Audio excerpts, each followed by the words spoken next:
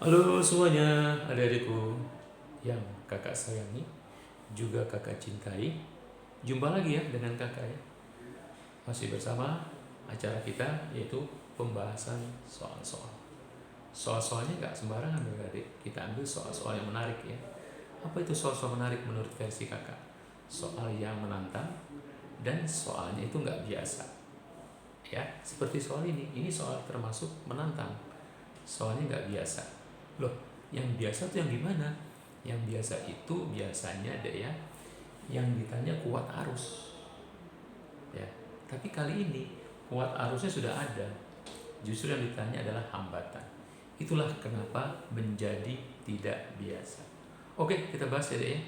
Caranya nggak sulit-sulit kok ya. Yuk kita lihat. Apa langkah pertama kita? Seperti kakak bilang di video sebelumnya, ya. Kalau ketemu rangkaian yang agak-agak keriting gitu ya, atau yang nggak biasa begini, buatlah titik-titik.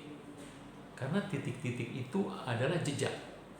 Jadi kalau misalkan adik-adikku semua membuat jejak, semoga nggak kesasar. Ya, semoga nggak kesasar. Nah, titik-titik itu biasanya mempermudah kita mengerjakan soal juga. Yuk kita lihat. Ya, oke. Dari mana mulai titik itu kita buat? Dari sumber arus baterai. Ya, dalam hal ini baterai. Oke, baterai kita tahu ini positif, kutub positif, ini negatif. Oke, dari situlah kita mulai. Lihat ujung-ujung baterai, bikin titiknya. Misalkan kalau kamu mau mulai di sini bikin titik A, nggak apa-apa. Di sini pun A nggak apa-apa. Pokoknya bikin titik.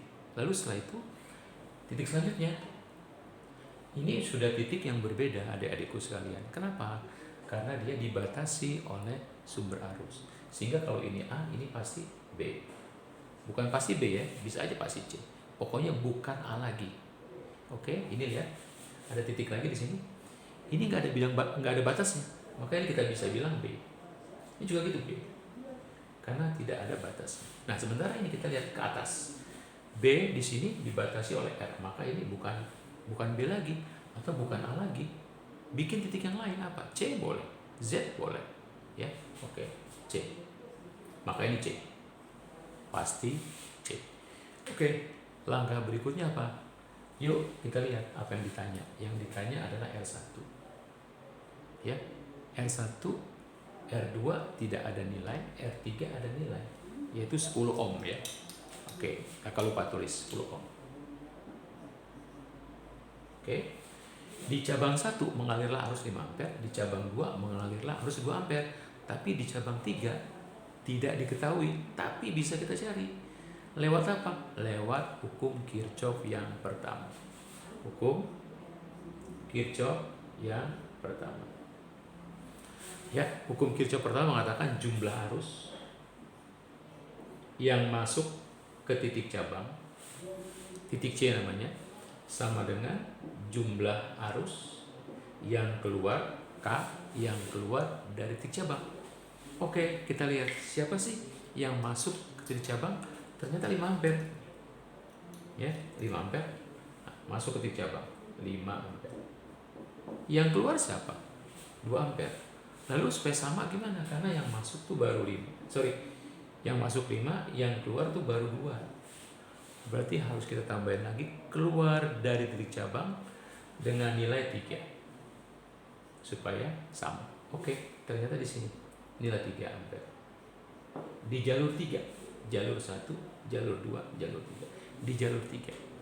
Nah, ternyata kalau kita lihat tuh deh, di jalur 3 ada tegangan yang muncul, yaitu tegangan VCB namanya. Ya, kita bikin tegangan VCB. Tegangan VCB di situ akan kita dapatkan kuat arusnya 3 ampere ya, dikali hambatannya 10 ohm. Maka kita dapatkan tegangannya 30 volt VCB. Nah, ternyata VCB di sini sama loh dengan di sini. VCB di sini sama dengan di sini. Sehingga VCB di sini semuanya adalah tegangannya 30 volt. Cuman kita harus uraikan VCB di sini apa uraiannya. Kita pakai hukum Kirchhoff yang kedua. Beda potensial antara ujung-ujung C dan D sama dengan ya hukum Kirchhoff kedua, jumlah elemen, jumlah sumber arus ditambah jumlah tegangan hambatan. IR melahirkan tegangan, ya, jumlah tegangan hambatan. Oke, yuk kita masukkan data-datanya. Ini 30 volt, ini 10, ya, sorry, ini ada di sini di soal adalah 100 volt, sorry ya, kakak lupa tulis 100 volt. Kita masukin 100 volt. Lalu kita perhatikan plus minusnya. Bagaimana cara memperhatikan plus minusnya? Bagaimana cara memasukkan plus minusnya? Oke, kita lihat arah jalan kita dari C ke B.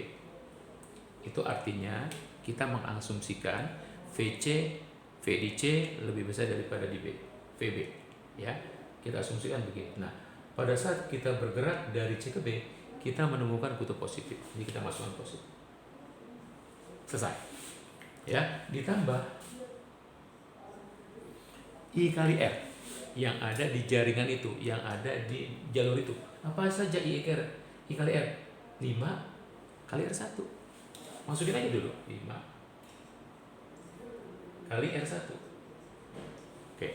Lalu kita perhatikan arah arusnya. 5 ampere ternyata melawan gerak kita, melawan jalur kita, melawan jalan kita, arah kita. Maka min 5A kita tuliskan tanda minusnya di sini. Min 5. Nah, selesai sudah. Oke, dengan begitu melihat data-data yang ada, maka R1 kita bisa kita dapatkan, ya. Ini kita pindahkan min 5 R1 kita pindahkan jadi 5 R1 sama dengan 100 dikurang 30. Itu ada di itu semuanya, ya.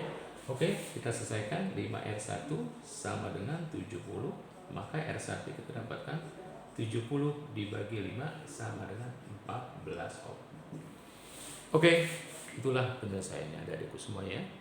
Jadi seperti kakak bilang, ya, kalau ketemu rangkaian agak-agak keriting gitu ya, buatlah metode titik, buatlah titik-titik di jalur itu, karena titik-titik itu bisa menjadi jejak-jejak kita supaya kita tidak tersesat.